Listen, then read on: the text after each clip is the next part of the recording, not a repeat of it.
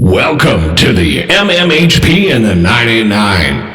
Podcasting from the Michigan Rock Legends Hall of Fame in downtown Bay City. Channeling all styles and eras of Michigan music history. From the city by the bay. And now, Dr. J, Sir Fred, Mr. Mike, and your host, Scott Baker.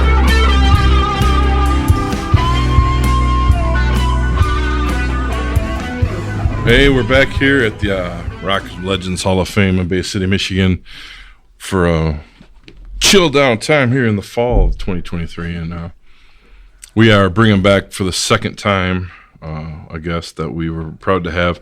The first time around, Fred and myself, Sir Fred and me, were the ones that got a chance to interview him tonight. He gets to have the full crew on board, including Dr. J and Mr. Mike. Mike Johnston, how you doing, Mike? Good. Thanks. Mike has the episode that started the bang for us, like the Runaway podcast that we finally had a big hit with, your very first one. And we've had about 5 now that have really been just amazing. And the numbers, including yours, is still growing. But you have a brand new album out now, Fanfares with Northwoods Improvisers. Right, yeah. And this is a new lineup. It's a new crew in a sense, recording wise. But we're going to definitely discuss that tonight. But before we start, since people can go back to the first podcast to kind of get your back history, and you're still doing the radio show as well. Teach a little bit. Same old stuff, yeah. I just want to know, is Gary or Mike, did you guys have any questions you wanted to get in from that we haven't touched upon? I mean, we'll probably repeat a few, but... Yeah, you guys have been together, or at least you and Mike Gilmore have been together for 47 years, right? Right. And the drummer, Nick Ashton, he started playing with us in the mid-'80s. Mike Gilmore since has moved to North Carolina. But, yeah, so I played with Nick for around 40 years now. And so. Is Jordan's involved? He's kind of like a guest and a friend. Okay. He's kind of not really an official member of the band, but we're kind of a collective. And so we do different things with, play with a lot of different people if we can. So what's the secret to keeping it together for that long? Boy, I don't know. I'd say we all get along really well, and that everybody is, willing to work together. And there's a lot of, with any kind of organization, people have to sacrifice things to do it, and so everybody seems pretty willing and happy with the results that we get, and so everybody's kind of willing to chip in and try to make it happen. I think we all feel that the end result is bigger than individuals, so it just happens to be a really good group of people. But in my experience playing with different players, the real good bands, everybody listens to each other when you play, and they give you space, and they respect each other and don't have a lot of personal baggage. Okay. And you guys got to carry the torch with Faruq until his passing, so that was a fantastic run. Yeah, that was a great experience, getting to know him and play with him and stuff. And you had the Dennis Gonzalez part and the Mike Khoury parts that have Skeeter. Yeah. Mm-hmm. Now, what happened with Skeeter and Mike? Are they still around, or they're still in Detroit. Skeeter plays quite a bit.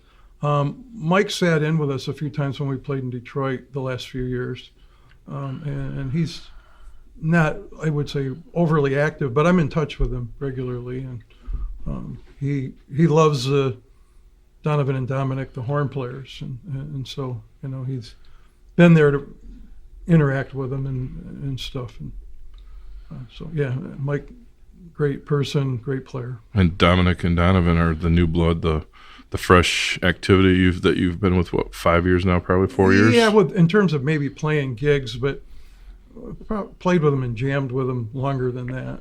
Yeah, known them quite a while now. It's kind of amazing how the years go by fast. So, Go ahead, Fred. Did the name of the band have anything to do with Northwood Institute? No, nothing.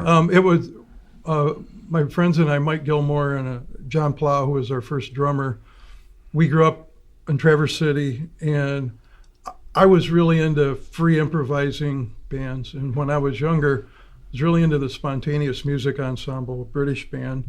And I like the Art Ensemble of Chicago, out of Chicago, obviously. And I kind of like these long names. I thought it was cool when I was younger. So I thought, we were creating an improvised music that wasn't like an urban music. I mean, this is the way I sort of imagined it.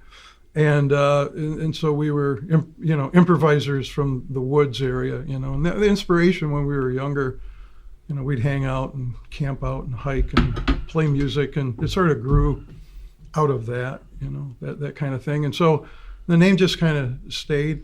Some people think it's really horrible, and some people love it, and it's just kind of one of those things. So it's ironic that Northwoods Institute's right there in Midland too. It's really close to you guys. The Northwood thing has kind of gone around a lot since then, So Yeah. when I first did my radio program, which I named after a jazz album, Destination Out, I was questioned that didn't make any sense, And now there's all kinds of programs called Destination This and Destination That. It's like, okay. So, but yeah. Is that an NPR show, Destination Out? Yeah, it's a show every Sunday night. Yeah, okay. NCMU. That's you? Yep, that's me. Nice to meet you. Yeah, thanks. Yeah, I've been doing that 35 years, maybe. Yeah. And now we're hitting the spot now on that show where you're a lot of tributes going around too. Yeah, right. Pharaoh and Wayne. And, yeah, a lot of, it's kind of at that age group. mm-hmm. My father passed away a few years ago, and, all of his friends were dead by the time he passed away. He said, as you get older, you'll know if you survive, every year, less and less friends. Yeah, my dad was in the same situation. He was referring to himself near the end as the last man standing. Yeah, that's the way my dad, I know, he felt that way. Yeah. Right. Yeah, that's tough. Yeah. It didn't seem like a fun existence to me, even though he was in pretty good health. Yeah. Were you always into jazz when you were growing up, or? Pretty much. I started out with rock and roll, and like I was a 60s kid, and I bought, like I remember Beatles being on Ed Sullivan and Rolling Stones, and I bought singles, was into the Byrds, and I quickly got into kind of blues rock. And then as I got a little bit older, I remember I was into Michigan rock, big time, and saw most of the bands back then. And I went into a record store. A guy just opened one up in Traverse City, and he asked me what I liked, and I named off Peter Green Into the Game album, which was a free improvised rock record. And I named off a King Crimson song that was improvised. And he said, oh, you like improvised music. Why don't you listen to jazz? And I never really had heard the word improvised before. And I said, oh, I do. And so I started to buy jazz records, and I bought a couple, and I didn't have a clue what was going on. And then I struggled a little bit, because I love the sound of the electric guitar, kind of hearing the same kind of emotions being played through a saxophone. But then all of a sudden, it just like a switch went off, and then I kind of never turned back. And then I sold all my electric rock and roll gear and bought an acoustic bass, and kind of never turned back. So. Okay. Yeah. It was that 47 years ago that. I got my acoustic bass in '81, but Okay. I borrowed one before that from somebody for a while. So I couldn't afford one right away. So those don't come cheap. Yeah. Right. Yeah. Okay, and so now you're to your newest album. How many have you recorded so far? Let's see. This would be around 18 or 19. Wow. Somewhere in there. We did 9 official ones with Faruq, and this is the second one with this band. And then we have scattered things, amidst everything else. And we have some trio Northwoods recordings that have kind of come and gone through the years too. Most of them in the 90s. Where did you record this one? What studio did you use? We recorded this in the lecture theater at Delta College. Really? Yeah, and I've recorded a lot of things there, and I know the acoustics in the room in there really well, and I can get the room to use. Being one of the benefits, I guess, of teaching over there. Well, there it is. Yeah, and so we can kind of camp out more or less in there for a few days and just sort of leave things. So that's worked out pretty well for us. And with a large group, we like to try to get a live studio sound, without overdubbing or plugging in modules of sound. So it's a big environment that, can kind of the natural acoustics are nice. And so anyway, that's just kind of the sound we go after. Yeah, and well, I noticed on the credits that you were credited with doing the recording and mixing. Right. So does that sort of make you the producer of the record Yeah, I guess, in a way? you know, yeah. And I've had friends that have helped me off and on with other ones. I did most all this one. And then my friend Dan Bracken mastered it, and he worked at CMU Public Radio for years. And, you know, I learned a few things from him back in the day. And I've had an opportunity to get to know different record producers in jazz and kind of learn insights. I was friends with Chuck Nessa, who had Nessa Records over in Whitehall, Michigan for a while, that produced a lot of Chicago jazz releases. And he'd been to Rudy Van Gelder's studio, the famous one that Blue Note used. And I can't remember what, the one that Kind of Blue was recorded at in New York City, the Miles Davis, he recorded a record there. And so he was, and I always loved the sound of his recordings, and he was kind enough many years ago to share some secrets with me and help me learn mic placement and what kinds of mics to use and how he got the sound. Because I always thought his recordings for jazz, I like a natural sound where you feel like you're sitting in front of the band. And he really had great studio recordings like that, and so he was very helpful. And that's the way you do it at Delta, right? Right, The whole band is there. Yeah, we You're don't not- overdub. We don't Yeah. plug a extra little thing in or anything. We just play, and if we make a mistake, we do it again, like the old rock record. Right? Yeah. Do you do a lot of rehearsing before you go in there?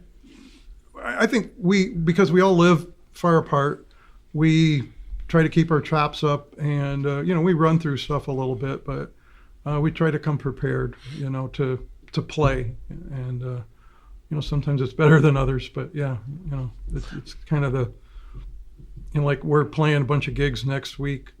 I know a couple of guys in the band jammed this last weekend together. One guy's doing a solo concert tonight, so everybody's pretty active, doing things. So you're basically, these gigs are in support of the new album, I'm guessing, right? Yeah, more or less. And then one of the members at the moment lives in Wyoming, and he, so we try to do the gigs. He comes back a couple times a year. We set up the gigs. It helps pay his transportation and then keeps us active and that kind of thing. So what are the good venues in Michigan for jazz? I know our good friend Bobby Balderrama he's got a smooth jazz outfit called the Robert Lee Review that I'm sure you know. Yeah. And, doesn't seem to be that many places. It varies all the time. There's some nice venues in Detroit. We played at Cliff Bell's this year. That was always been a favorite of mine. It's near Comerica Park. It's kind of a little more. I've been there. Yeah, nice place. A little more upscale than the last time we played there.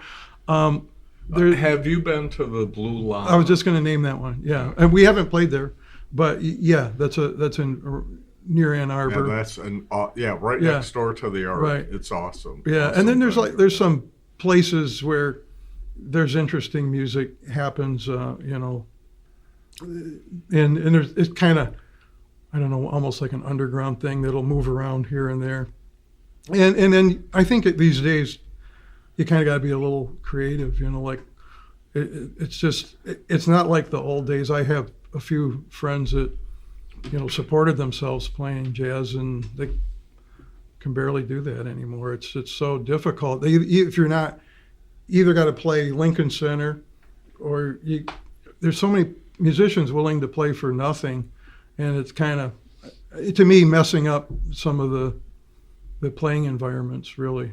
So it's like, I guess I'm too old to want to do that, so. And I never got into it to get wealthy, for sure, or I wanted to play jazz, but it's definitely, it's like, I don't know, I did a lot of photography when I was younger, and that's another thing everybody thinks, oh, you're a photographer, you want to do this for nothing for me? And it's like, well, not really.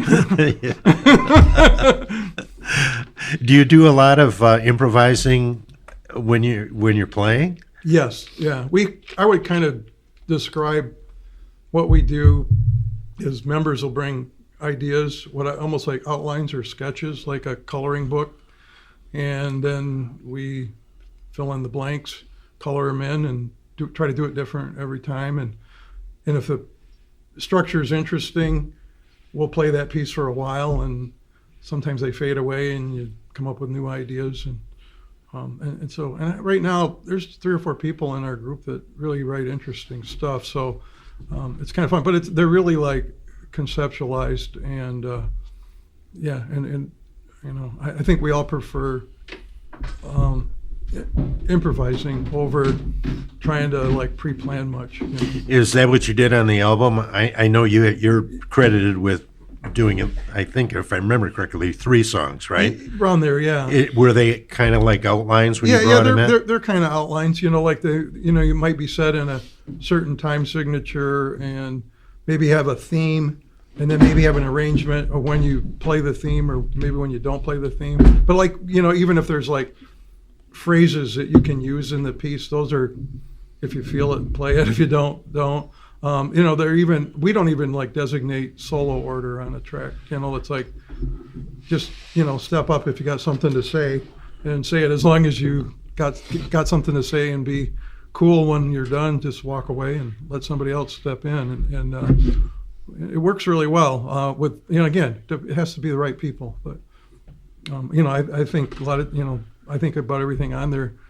Maybe a couple of them, the horn players decided who was going to solo first or not. But, you know, I would say, you know, they're incredible listeners. And I heard them, we were playing in Detroit last year, and one of them was totally improvising a solo. And usually, like, if, you know, you have 2 people improvising, they get into a conversation, or they might play a supporting line. And they were trading back and forth, and the other person was harmonizing with the solo on the spot. I don't think I'd ever heard even Coltrane or somebody do that. It was, you know, so it's like, I'm pretty stunned by some of the things that I hear. And so, did you tape that show? Did you tape all your shows? No, I thought it was taped, but I wouldn't say it's really good sound. Yeah. But, you know, so that kind of thing, that's why I like improvising, and I think we all do, because that, you know, when it's good and the element of surprise is there, it's pretty exciting, you know, and so that's cool. In listening to it, the new album, I thought at least some of the songs, Luna Turca, Anointed from David to Christ, had kind of like a Mid-Eastern scent or feel to it. Yeah. Okay, was that kind of, was that sort of in the plan? I mean, yeah, definitely. Even your, I thought Swamp Birds had a little bit of that. Yeah, that's kind of got like an African sensibility, right, with the groove and the African log drums at the beginning. Yeah, and I asked Nick if he'd play his African log drums to open it up, but he transitioned to the drum set when he felt like it on that piece. And Luna Turca's Don Cherry too. Right. And like we're playing, the gig we're playing this next week at Mid-Michigan is sort of funded by one of like the cultural departments over there, and they asked us to kind of present like a cultural presentation. So we sort of outlined all a lot of our tunes that are based on African or South American or Native American pieces. Now, I play Native American flutes, but then the things I come up with, then we adapt them to jazz band and stuff like that, you know. So, but when I was younger, I studied under a Native American instructor at CMU and learned a few things, and so you know, it's like we all have our influences on stuff. Sure. How did you decide on what songs were going to be included? Well, was that just kind of loose? Yeah, we recorded probably double what is on the disc, and then I did rough mixes and sent them around, and we picked our favorites, and the ones we pretty much agreed on the most are the ones that ended up on there. It wasn't really like, okay, here's the, at any given time, I think we're working with 20 to 30 pieces pretty much, and so we recorded a lot of things for the last 2 CDs that we haven't even, you know, used yet. So, you know, it's always in flux, that kind of thing. How much input does your label man, Mike Khoury, who plays on this on Entropy Stereo? How much input does he have with you on everything? Not really any with the music. He's a lifelong friend. Yeah. And I've had a hand in helping him with the label at times. And he listens to it and says, "Yeah, cool," or something. I think if he didn't like something, he wouldn't. But pretty much, we're kind of putting out what we want to, and he would be a voice in what we chose on this one for sure. So.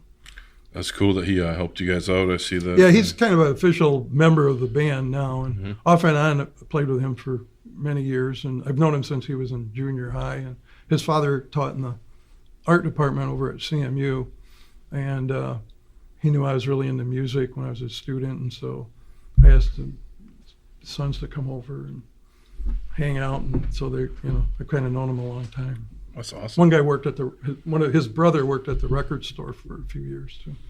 How do you get the word out that you've got a new release now? Is there a tried and true method that you're kind of using? No, not really. Again, that's the nice thing because Mike has his label and he has a few distributors that will just buy stuff from him. So we've got a handful of sales that way out of the gate. But no, it's to me it's weirder and weirder. Some stuff we've got things up on Bandcamp. A few sold that way. I was talking with Fred earlier. I sold a couple overseas, and like one CD was $20 to mail. It was like, wow, the CD was 10. Yeah. It's like it's weird now. The physical thing is, and I teach like you, and I always ask my students what they listen to music on, and they all listen on their phones. Nobody has a record player or CD player. Yeah.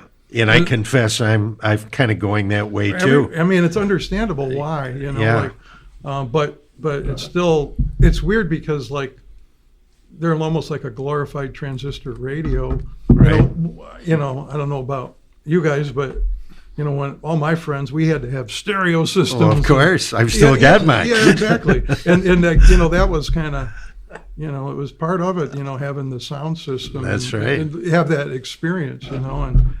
Like I have students and they don't hear any bass in anything. It's like, yeah. Well, and there was that sharing element too. It was such a big deal, right. When your favorite band put out a new album and, oh man, getting with 4 or 5 people and, listening to the album, maybe firing up something. I don't know. Yeah.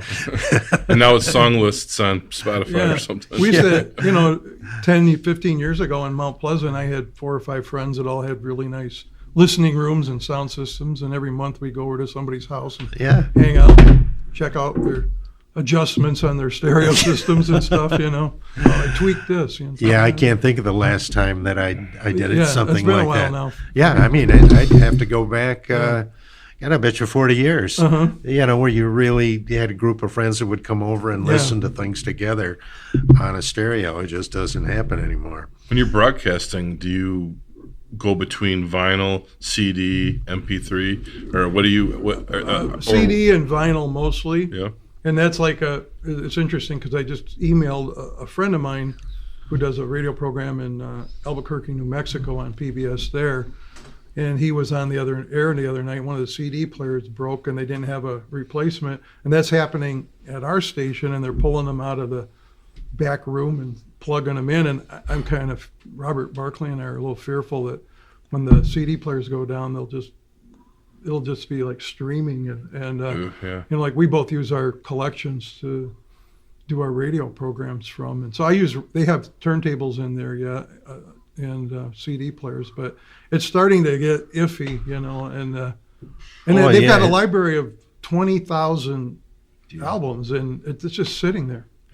Yeah, well, that's the same everywhere. I know at the Saginaw Valley, I used to use a lot of video cassettes, to kind of you can edit things easier and stop and pause and so on. Well, they don't have video cassette players anymore. You know, and of course CDs. You can't buy a car with a CD player anymore. You know, that forces you to use your phone. At the moment. It forces you to use your phone. Yeah. So wow, everything's so different now, and you know, of course, vinyl coming back. I don't. Yeah, but I don't think it's coming back. Well, no, not. I stopped at Barnes and Noble on the way here, and they had about 30 copies of Adele's album she came out with last year for half price. And, you know, I know people that own record labels that are putting out 500 copies of jazz records, really cool, high-end productions, and they have to wait in line forever because all these big companies think they can sell Adele and Taylor Swift. And so the cool records aren't coming out. And then when I'm seeing them sit on the shelf like that, I don't buy the sales numbers myself. I think it's like sort of like it looked like a fad. So of course the big companies jump on it like they always do. And I think they overproduced, and I think Barnes and Noble overpurchased, and you know they're selling them for $30 a copy too. You know, so you know the old days of buying an album for $4 or $5, those are long gone. We were looking into putting a couple of things out on an album, and a few years ago, it was about half the price it is now, and half the quantity. That's the other thing. Yeah, is independent labels are harder pressed to print vinyl because of the cost. Right.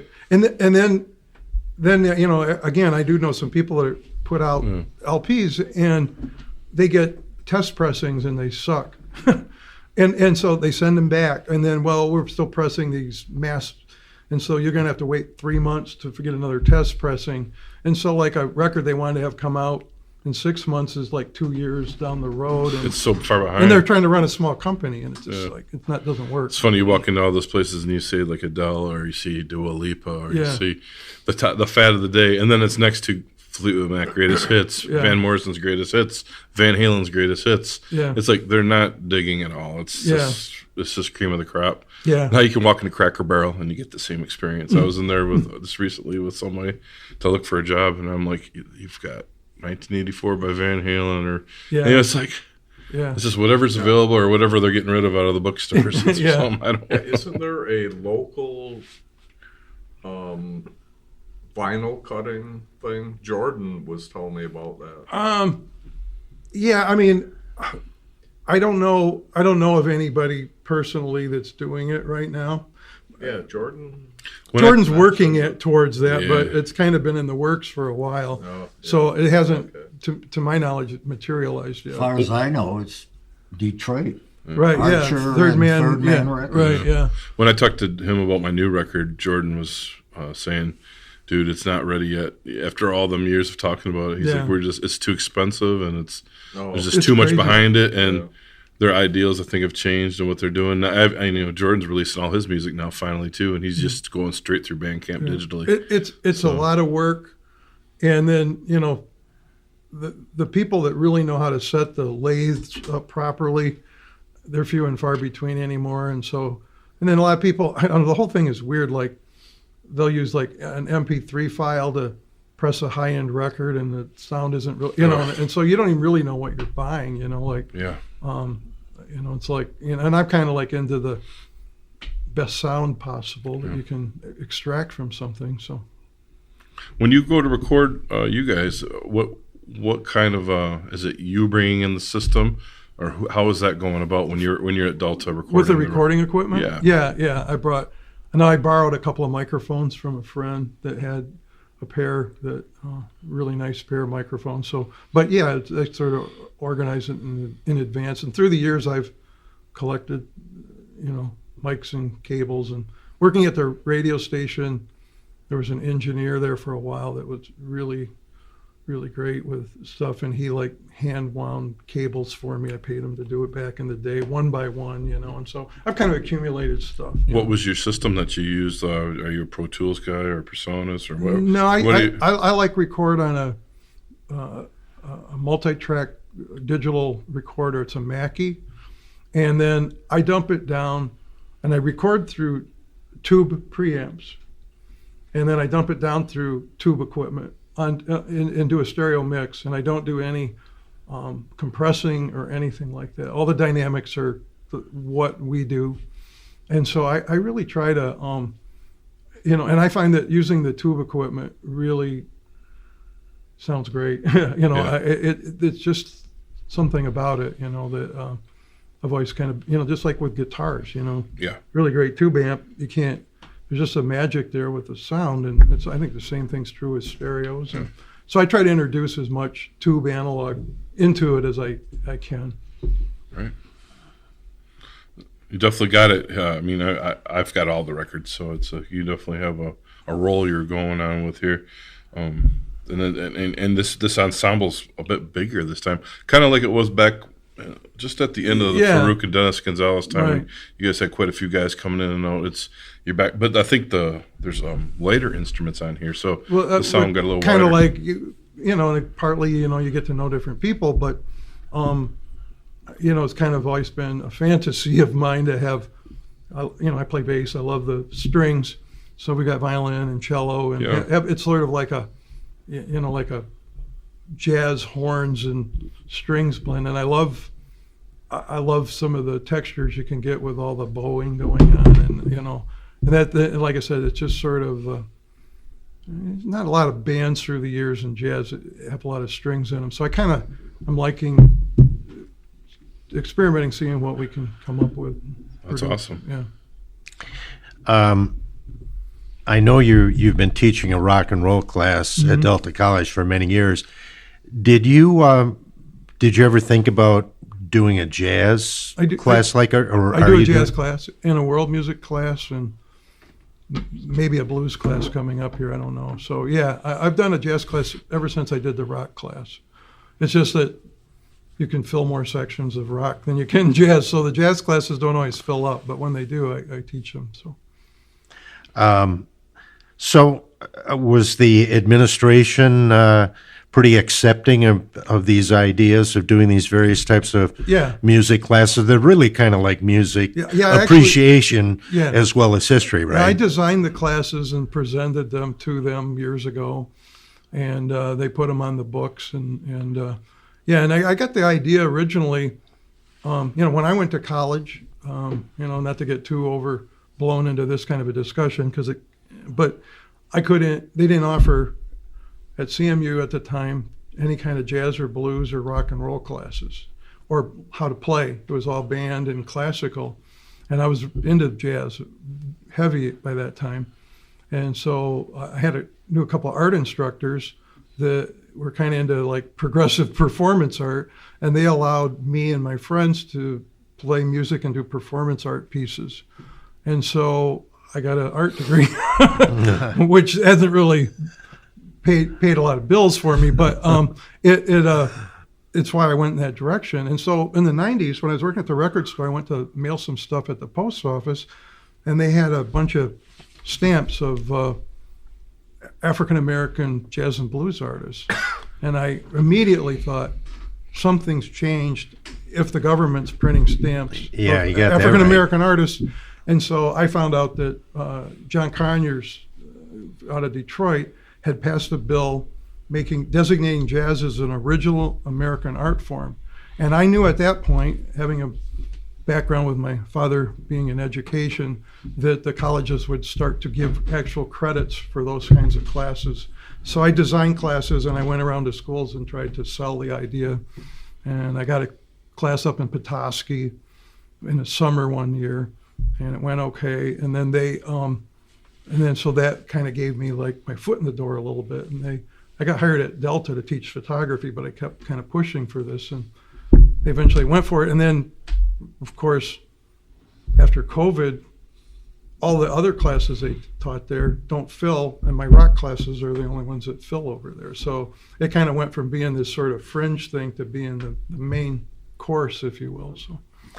Did you start out with the rock course, or did you? Rock and jazz both. Yeah, and what I was trying to, because the jazz was designated as the original American art form, and they were trying to expand diversity at the school at the time, and I think it sort of Okay. worked out that way. Yeah. Well, I'm interested in that because, of course, I'm teaching that as well. Right. So, what was your approach or your philosophy with doing rock? Did you do it chronologically, basically? I did do it and did it chronologically.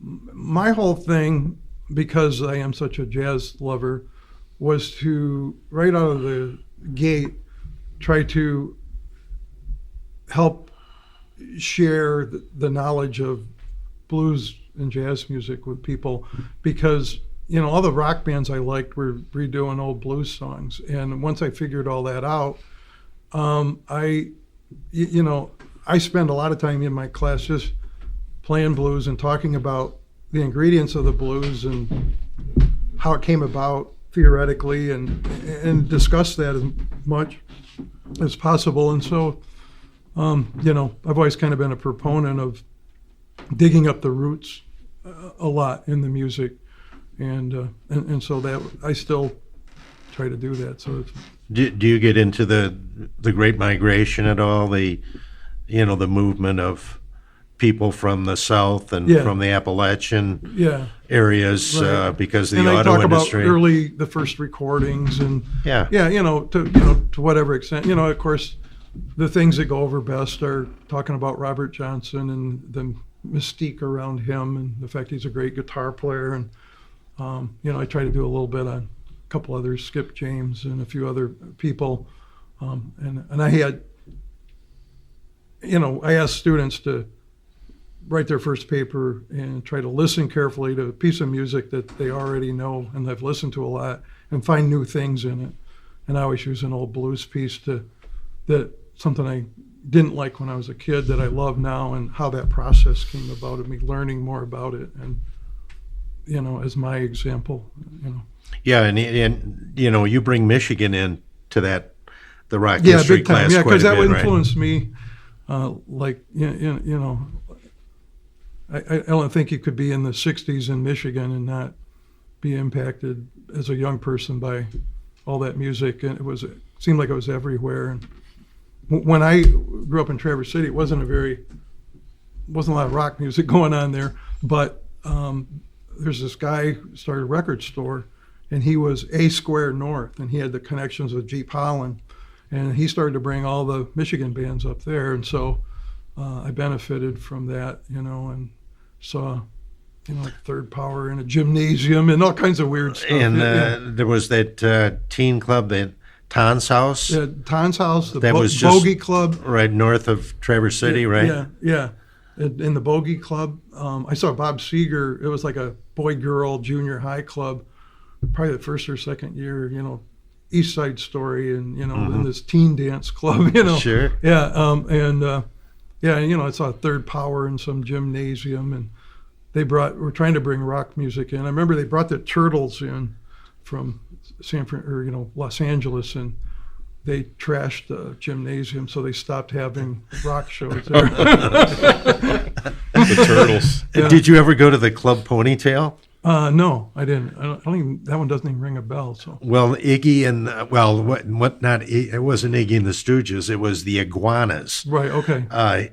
They were the house band there for a summer. Okay. But that was a teen club. It was in a Cadillac. It was in Harbor Beach. Okay. Oh, okay. It was an old. Right. It was an old speakeasy. Right. And they converted it into a teen club. It had some real interesting aspects to it. There was like a tunnel that, if they got raided, people could escape down the tunnel and get away. But they had some big name people there. The Beach Boys. Wow, that's crazy. And this is in the 60s. Yeah. Shangri-La's, the Four Tops. Interesting place. You know about the Stooges concert at Delta College in the 60s? Yes, indeed. That was like about the one and only, right? Yeah. Well, they were banned from Delta College after that. Yeah, right, yeah. There was Lenny Sinclair shot some film footage. I asked, do you know Mike Mosher? I know of him. I don't Okay, know. Mike's an art instructor at Saginaw Valley, and he was going to meet with Don. What is it?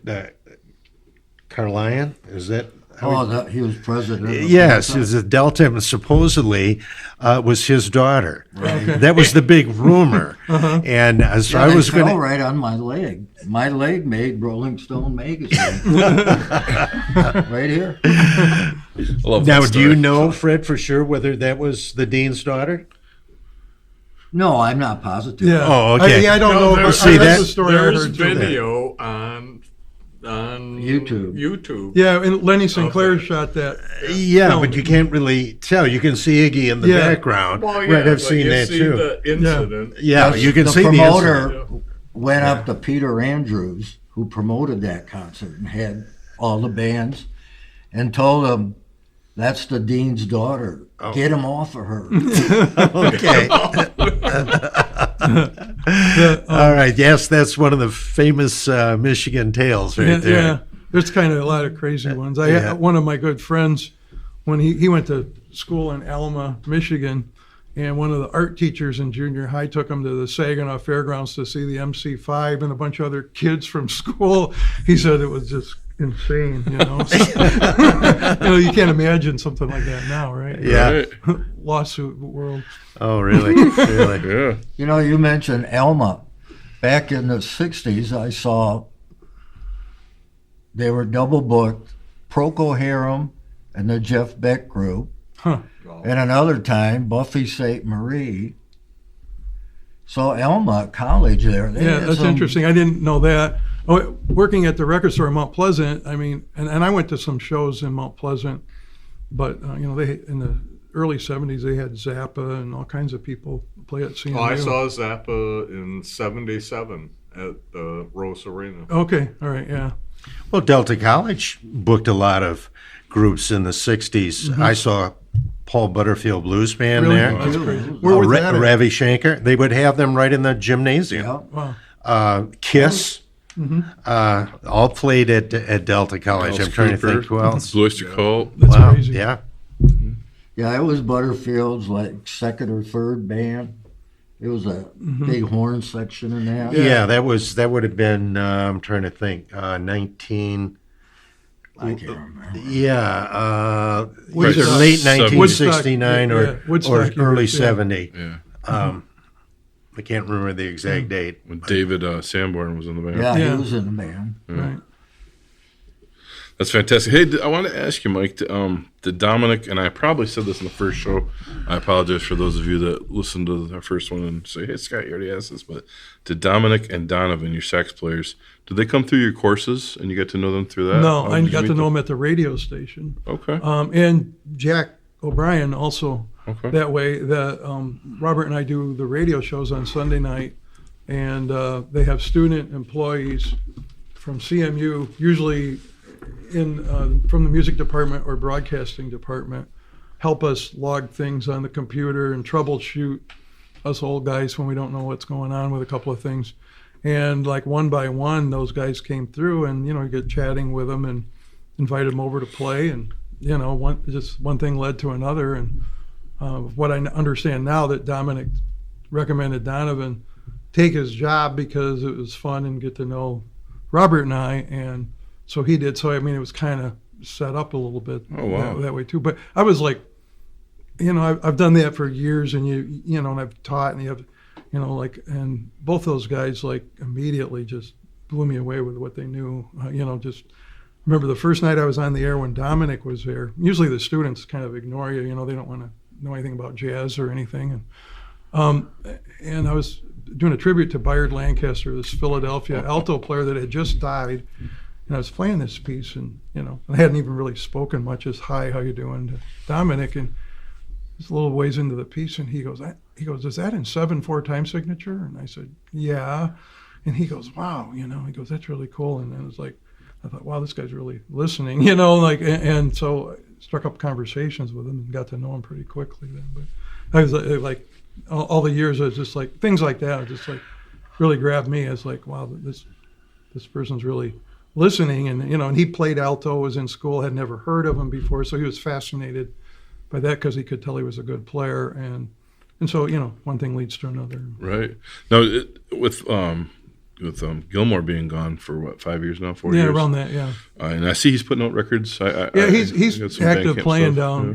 down in North Carolina. I'm in touch with him a little bit. Yeah. Do you and Nick basically come up with the ideas for the next realm of Northwoods, or how does that? No, it's kind of a collective thing. Yeah. It was sort of like when we were playing with Faruq, Mike, and Skeeter all lived in Detroit, and Gil, Nick, and I had a connection before that. Mm-hmm. So it was sort of like Faruq and I would interface ideas, and then, we'd coordinate it that way. And I kind of do it with Donovan mostly, and then he's kind of in touch with Dominic, and so, it kind of just works out. Yeah, but everybody's a pretty good communicator. I'm more of like an email than a text person, but yeah.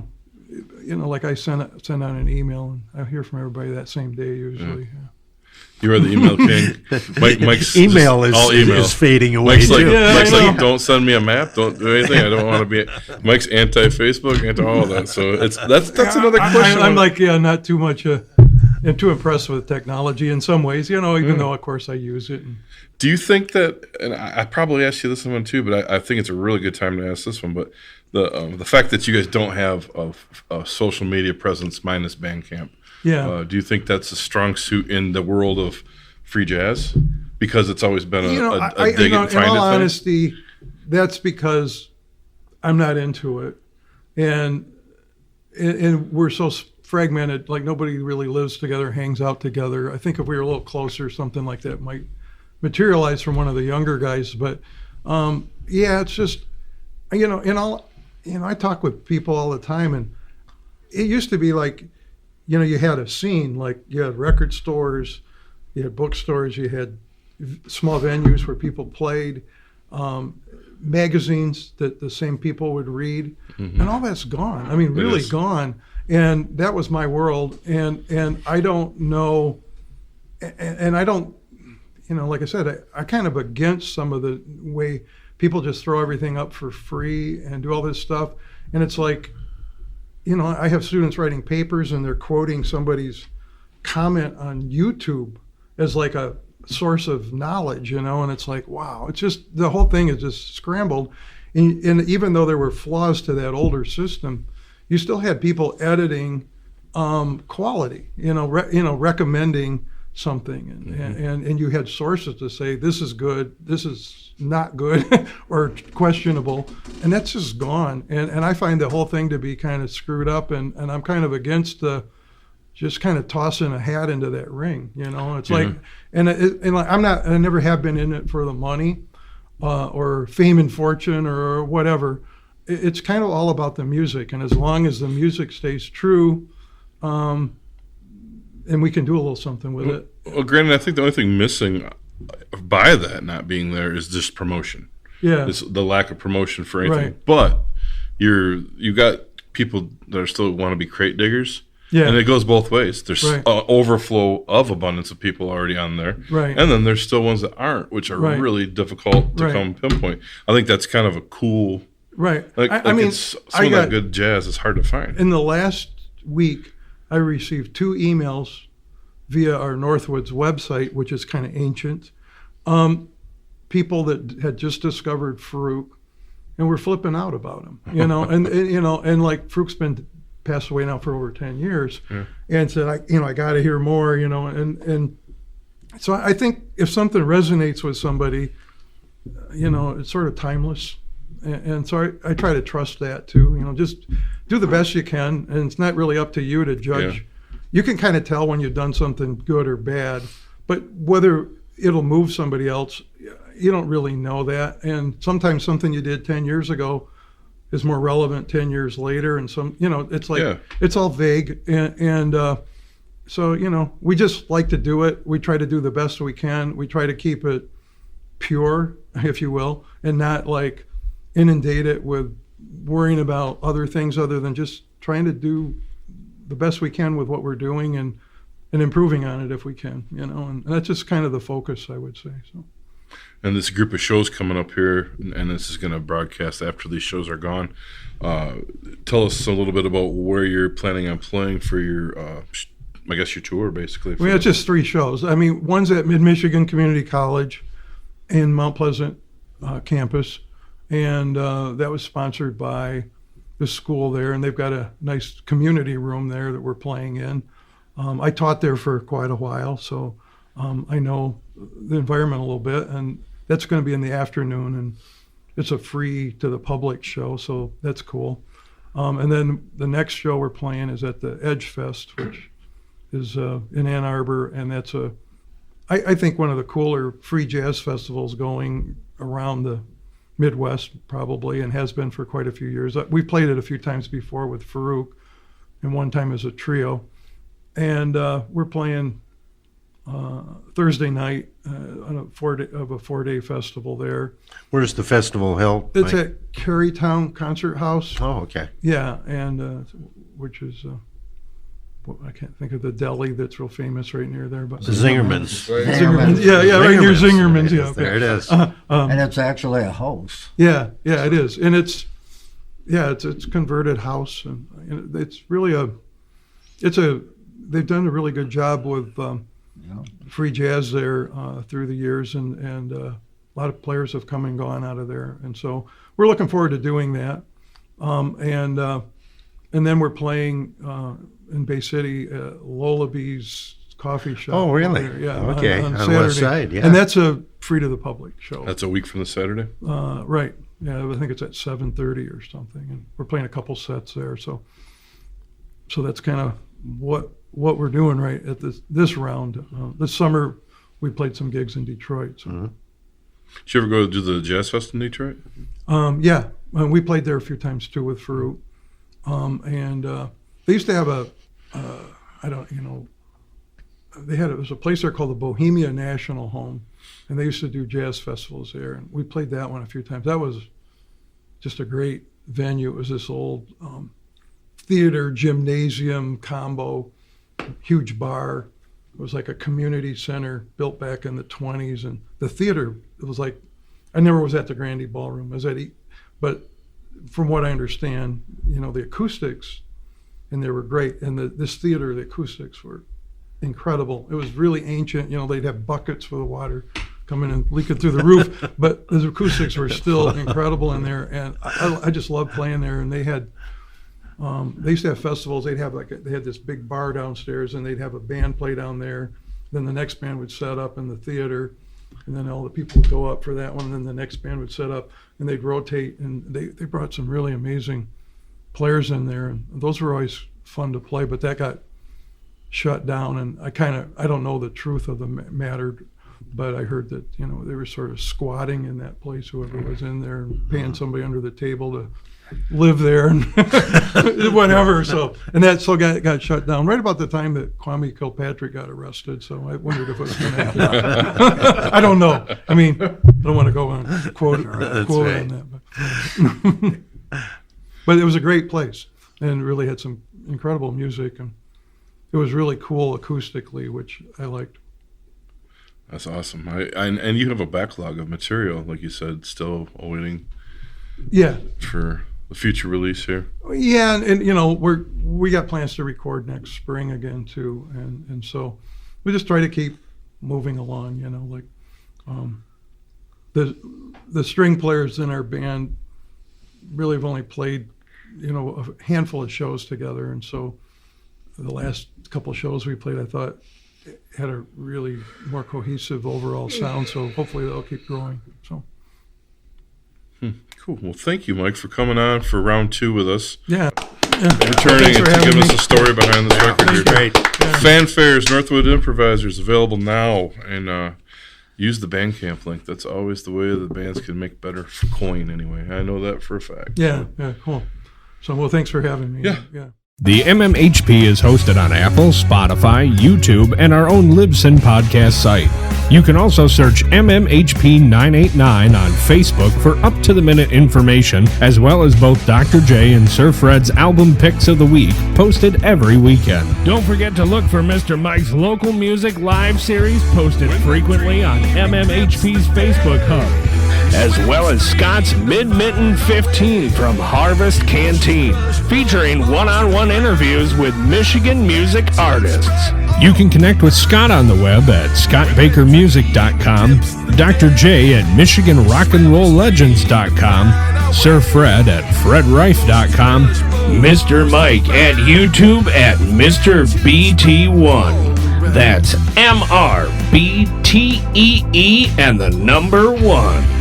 Brought to you by Michigan Rock and Roll Legends, located both inside the Bay County Historical Museum on Washington Avenue, as well as Scotty's Sandbar on Evergreen Drive at the Bay City Middle Grounds. On behalf of our hosts, Dr. J, Sir Fred, Mr. Mike, and myself, this podcast wouldn't have been here without the voice of the MMHP, Mr. Eddie Switek, the generosity of the Bay County Historical Museum, which hosts the Rock and Roll Legends Hall of Fame, as well as this podcast, Mr. Alan Garcia, all of our guests, and especially to the listeners. We want to thank you. Anytime, too, like down the road, if you guys, like, I'm really kind of interested if you wanted to do something on like record stores and that type of thing. Yeah, I'm kind of like leaning in that direction a lot, kind of, try to help gather some information and do something on that. I got a friend of mine that writes for a jazz magazine and The Wire. Uh-huh. And he lives in France, and he's been trying to pull together something on how old magazines and record stores worked and stuff like that. And it seems like a really cool project. And I sent him some photographs that I took. I used to work for Coda magazine in Toronto, and I used to go there a lot.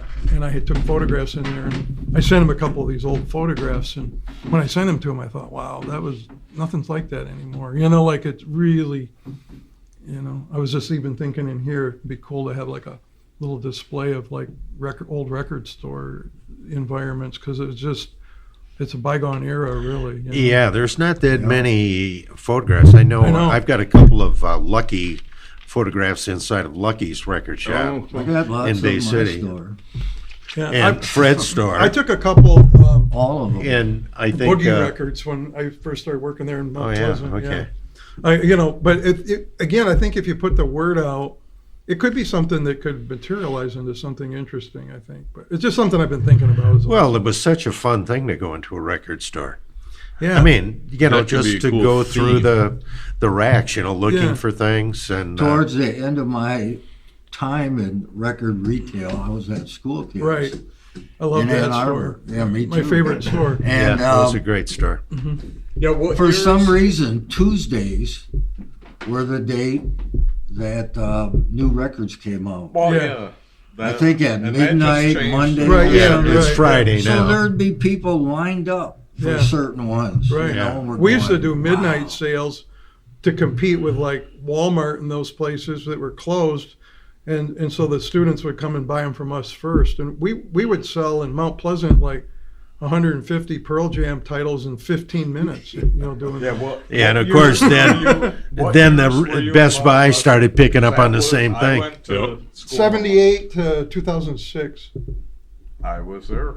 That was at Boogie Records, Boogie. Full Moon Records, and New Moon Records. Yeah, Boogie. I bought Steely Dan Asia at Boogie. I can name Frank Zappa Life in New York at Boogie. I still got Anyway, records with it's the stickers amazing on. how you remember. Yeah.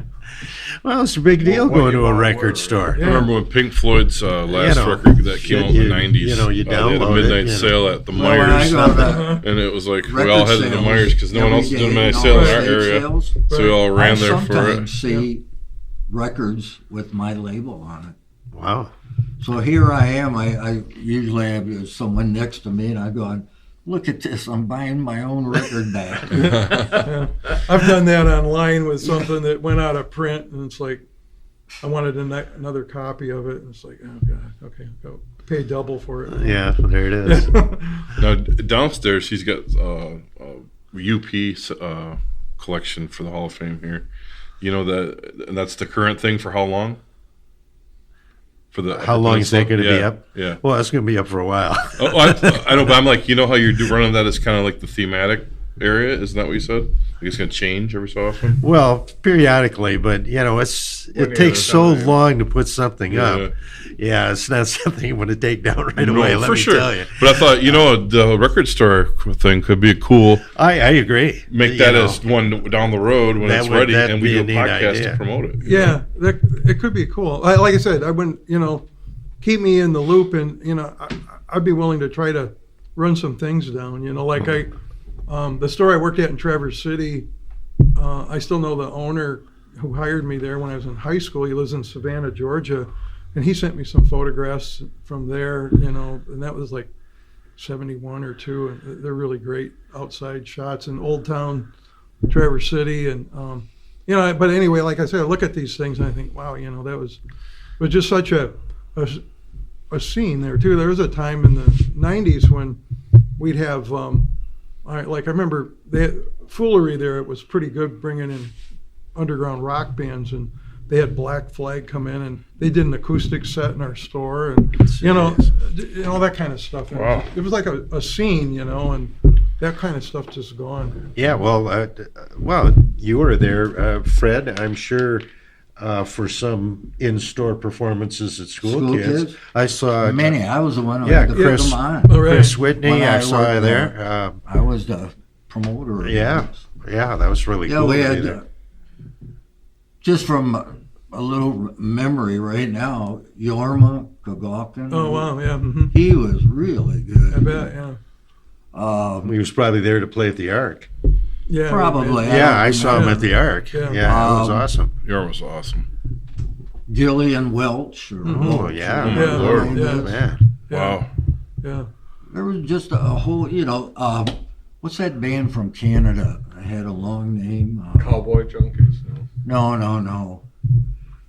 Oh, shit. Long name. Yeah, it's like Boys in the Band or something. I don't know. Okay, that one's not Our right. Lady Peace. No, damn it. They had some #1 hits. Uh-huh. Fred, in a half hour, you're going to it'll come to you. Yeah, but it'll be too late. I know it. So, My buddy did Sean's- you work at School Kids when Mike Lang was there? No, but I've been telling you what. He was a genius, man. I know it. I finally met him. Yeah. And when I met him, at that time wasn't he became president of Verve. Blue Note? And Verve Records. Verve. Verve, okay. Yeah, he put out all the jazz stuff later. Right. For Verve, Okay. yeah. So he brought to me and gave to me, and we hardly even knew each other. Mm-hmm. An Abby Lincoln CD to Fred Abby. Oh, that's cool. Yeah, I remember I still have it. when he was working there. The jazz department was unbelievable in there, and I was buying a lot of stuff, and I go in there with a list of records, and they were ordering from Japan, and about the only store that I knew that got Japanese imports. And I remember I go in there with like obscure titles, and he would know the numbers, the catalog numbers of them. I'd like, this record. Oh yeah, Verve 70366. That big yellow. Yeah, it's like, okay. Remember the big yellow. Most people book? didn't know what the records were, and he knew the catalog numbers. The only one I knew was Yes 90125. There was another guy there, David Wild, for a while, and he published some discographies on Coltrane later, and wrote liner notes for Impulse, and he was pretty cool too. But yeah, they always had all these kind of amazing. Yeah, I people. belong to a Facebook group. Yeah. Former employees of School Kids Yeah. Records or whatever Right. it's Yeah. called. I remember seeing you in there. I don't remember talking with you, but I remember when I go in there. I remember seeing you. That was my main job was the label. So I Right, had a right. loft office Yeah, I see, upstairs. yeah. And sometimes, Fred, you got to come down. We got some people in the blues section. So Yeah. Yeah, that was an amazing store to shop at. One time, my friend and I, we would save up money and about every 3 months drive down from Traverse City to buy records. And we saved up some money, and he had a beat up car, and we drove down there, and went to school kids. At the time we spent like $120, which was a lot of money at the time for us being like, high school, early college age. And we were just leaving town and the state police pulled us over, and there were state police with rifles aimed at us and everything. It was like, we were pretty young kids. It was like, what's going on? And so they said, you have receipts for those records. And I happened to have my receipts. Normally I just pitched them, and so they looked them over, and they were doing all these phone calls, and evidently we matched a description of some armed robbery, and one of the things that got robbed were a bunch of albums from school kids, and the car matched the description. 2 guys with long hair and the Ford Pinto or something. With a bunch of records. It was a weird thing. And well, then, the owner of school kids, he wouldn't take shit. I remember during Hash Bash when I worked there, and that's when we had the most attempted thievery. you're right, I bet, yeah, I get that. So we were all right on it. And I remember one year he caught this young kid and made him wait in the back room for the police to come. And it was more of an embarrassment Yeah, to right. hit for the kid, but Yeah, I think he got let go. the thing that was a bit problematic at our store was buying collections off people that had ripped them off from somebody else. Oh, That was, and so I always got IDs and phone numbers, and that happened a couple of times where somebody, if it looked too good to be true, it usually was too good to be true. I Yeah. learned that pretty right off with it. Wow, you're selling all your Led Zeppelin albums. And I was like, yeah. I was like, okay. Where'd that come from? Right. Wow, well, fantastic. Yeah, that'd be cool. A little run of Michigan music stores, that's for sure. That's It's kind of a niche. I like that idea. Yeah, I think it'd be kind of a cool thing. It's like one of those things. It's like I don't think people realize what's not there now. Yeah. Like I said, when I stopped at Barnes and Noble, that stuff's not even organized that they have out. And it's like they got Miles Davis next to Neil Diamond, and it's like. well, see, at Barnes and Noble, speaking of them, when I first got my book published here in Bay City, no barcode. So, and I was living in Ann Arbor, but I was staying with my brother in Saginaw. So the first place I stopped to see if they wanted to buy any was Barnes and Noble's. Yeah. So I got as far as the manager came out, and he goes, "You don't have a barcode, we can't take it." Yeah. What? And I said, Barcode. "Okay." Well, Yeah, I it's said also to myself, tracking for vinyl for albums too. So I Right. learned my lesson a long time ago. Yeah. Everything that you want tracked and Yeah. and legit, and it's a Yeah, everything well, I barcodes, didn't yeah. give a shit. Yeah. Well, I didn't either, but they said you should put one on there. It's like, okay. how many. A question I probably haven't asked, and I'm still rolling, so sometimes I put bonus footage at the end of our episodes. Have you guys, outside of me with "Starve My Eyes" on my first record, you and Gil played on that. I put me with Northwoods Improvisers. Have you guys done some side work outside of me? I think I forgot to ask that last time. Yeah, we did a few different things. There's one release called Inscribe that we're on, and there was a real small label in Greece called Triple Bath, I think, and they put out a couple of CDs of kind of just improvising string things that we did with somebody else, and so It's a little bit bits and pieces here and there, yeah, but nothing of any consequence. I would say, but things around, yeah. I thought I was so grateful for that time that you guys wanted to do that. It was cool. To this day, that's the track that people listen to, and they're like, "What's that?" 'Cause it's not a typical band for that. My first record, there, that song anyway. So, when we were playing with Faruq, we sat in on a couple of things, but I don't know if we played at Cliff Bell's one night, and Jack White and the bass player and drummer came in and watched us after they did the state. Is the Dirty Dog still open, or did that close Yeah, I'm down? not sure. I think so. I think it's still open. Yeah. Because my friend R.J. Spangler was Yeah. booking one of them. Okay. Yeah. I know I think Dominic that plays in our band plays with RJ some these days. He told me he was. So. I wrote the first story on the McRae brothers for a blues magazine in Europe. And Larry played acoustic in our store one day. It was cool. When I was on the air one night doing my radio show, Question Mark called me up. I was really surprised. I had mentioned on the show that night, I was bummed out. It was like 20 years ago, 15 years ago, that my dog had just died. And I wasn't into talking much because I just kind of was feeling down. So I said, so I'm going to spin more things tonight. And all of a sudden the phone rings and said, sorry to hear about your dog. And I said, yeah, thanks. And I said, who is this? And question mark. And I talked to him before. I thought, yeah, that sounds like him, you know. Well, he lost some dogs in that fire. Yeah, right. You know, so he could empathize with you, I'm sure. So anyway, did he have a good conversation with him? Or it was decent, yeah. I mean, and then I was right around that time. I had his some relative of his niece or something in my rock class, and she really liked it, and so he mentioned that, you know, and then he said he liked listening to my show. She works at Gillies. Yeah, I was just going to say she works at a store down on Johnston Street in Bay City. Okay. So there was like the dog, and then her, I think, were sort of like his inspiration for. Yeah, he talks to her a lot, according to her. Okay. You know, Gary, I gave you the CDs he burned of the Michigan rock show he did in the late 80s and early 90s. Right.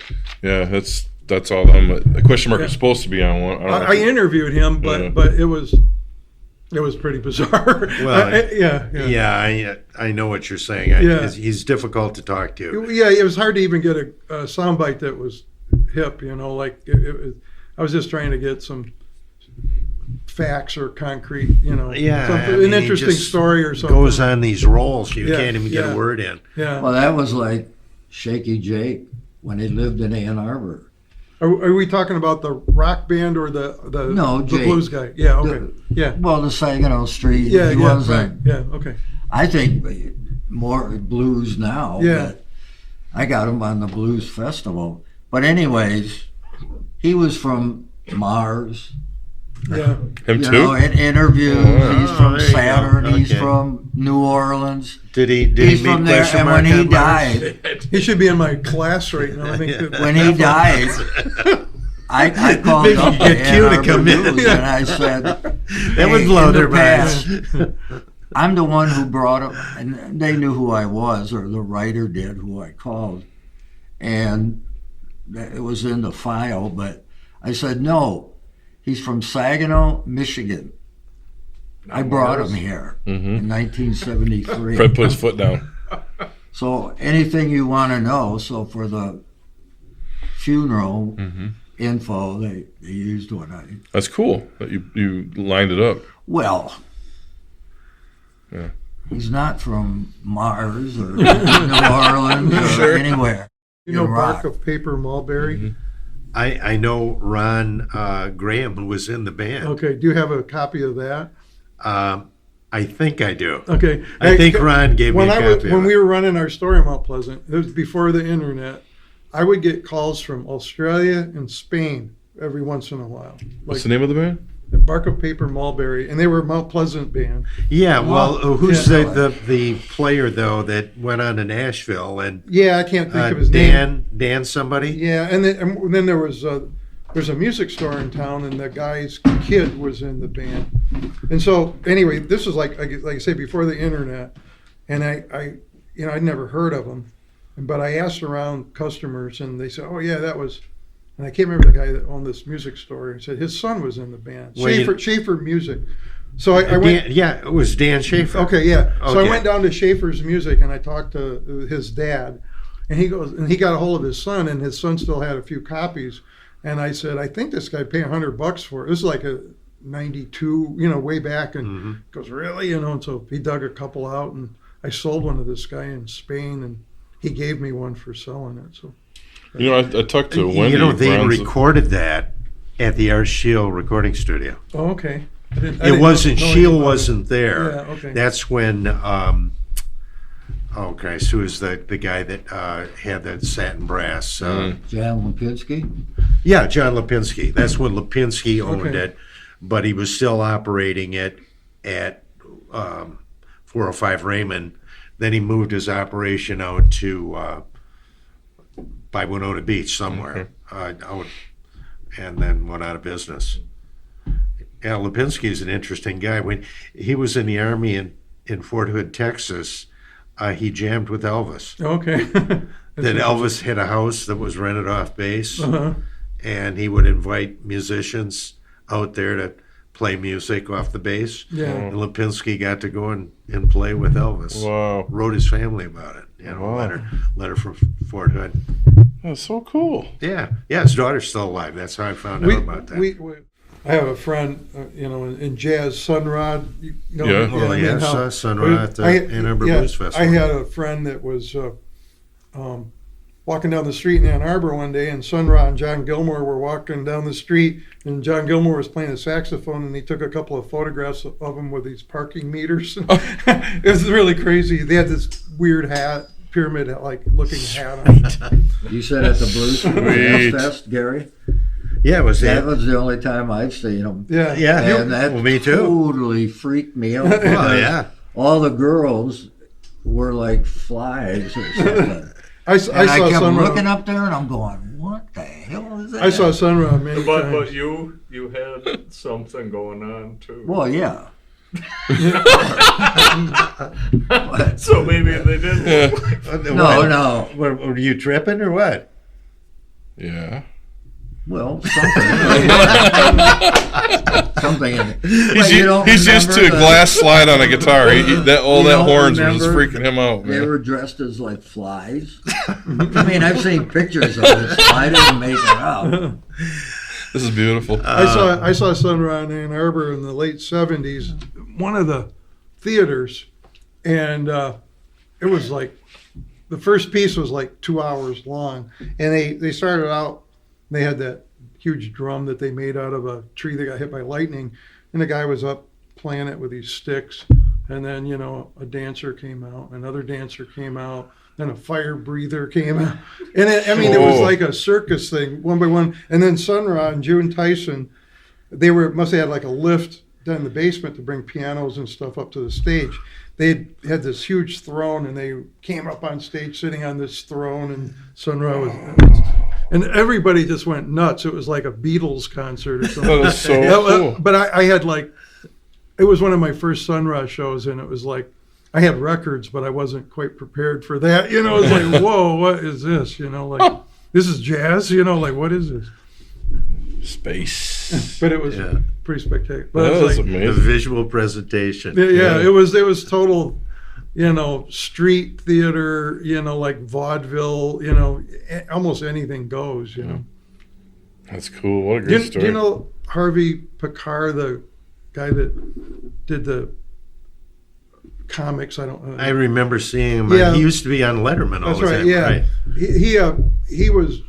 I wrote for Coda magazine, and the first serious article I ever read on Sunrod, he wrote it. I didn't know who he was at the time, but then we started selling at the store, comics and things that he produced.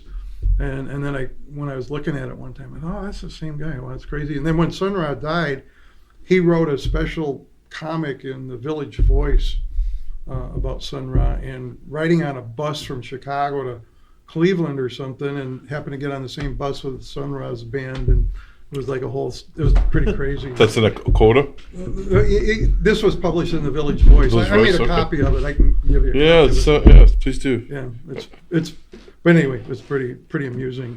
Incredible. I mean, I just knew those comics that we sold in the store, and then when I kind of put the pieces together, I thought, wow, that's a really good article on Sunrod, and he wrote that. It was like, wow. Damn. Yeah. We used to sell a lot of, Zap not a lot, but a lot of Sun Ra records as kids. I bought them all myself, so I still have them, and I bought them at shows, and I kind of went from thinking it was weird to loving it, so. I wish that would come back, the whole thing. But the thing is, you can't make any money at it. You have to do it for free, to almost like an art show, and to bring it, to bring that whole thing around. Yeah, it's really, the whole thing is just so different, I was thinking the same thing I was watching Zappa's Rocky and Elsewhere it's on Prime or something, and I'm like, at the end there's topless chicks running around on stage and all sorts of shit, and the band's jamming out. It's like, they would go do 10 nights in a row in New York, and that would be every night for them, just having whatever happens. And Zappa's just directing a show through the whole thing, and it was all free, kind of, even though the music was structured, and it was like, that is just not anywhere anymore, like it's all heavy down your throat. Topless chicks on stage. And crazy Sun Ra street vaudeville shit. But everything I'll got work on that. everything got so money oriented, right? It it's is. like whatever, you could go see bands for $5 or $6 or $8, and then all of a sudden they're selling out stadiums and bringing in millions of dollars of equipment for one show, and And tickets are. yeah, it's like going. now. It's like going to Oh my God. going to a playoff game in sports too. It's Yeah. like, wow. Like when we were playing at Cliff Bell's this summer, first night we played there was a Thursday night, and all the Illich bought all these parking spaces around there, and you got to use a credit card or something to no cash, and so it's like they were like $15 to park the first The night. city parking app. Yeah, I had to download that thing too. and then the second night we were there, that was $30 because there was a show going on, and then there was a sporting event the next night, and there was $80, and we just parked way away and hiked in. But so somebody's just sitting at home and seeing what's going on, and Changing it up. yeah. You had all your gear already in there, so you didn't have to load. Yeah. Or you load in and Yeah, took so off. we just parked away and walked. No Can't doo-wop? remember, but none of them were doo-wop. I haven't sold a doo-wop record in a while. That's right. I can't sell my book here, but I can sell them out in New Jersey. That's awesome. Yeah. I'm That's the big way in it New all Jersey. goes, right? Yeah. Same thing with our music; it sells better overseas. And Oh, yeah. Well, European audiences have a better appreciation of American Definitely. music than Americans do. Do you It's sell many crazy. in Japan? we used to. This new one, not yet, but I don't know. Like Probably in the will. past, we have. Yeah, some of the things sold better there than any place else. I sold In one South of- Africa, oddly enough, Oh, too. really? Mhm. I sold one of Mike Brush's albums to Japan. Uh-huh. And so I told Mike about it. I said, hey, Mike, you ought to maybe try to get a gig over there or something. And I gave the guy Mike's address. Yeah. So Mike ended up selling him a whole box. Uh-huh. Oh, fantastic. Yeah. Yeah, you better get more than one I gig looked if you're into going to fly to going over. Japan. We got 6 members in our band, and the costs scared the heck out of me. I thought, man, there's no way we're going to make that kind Well, of they got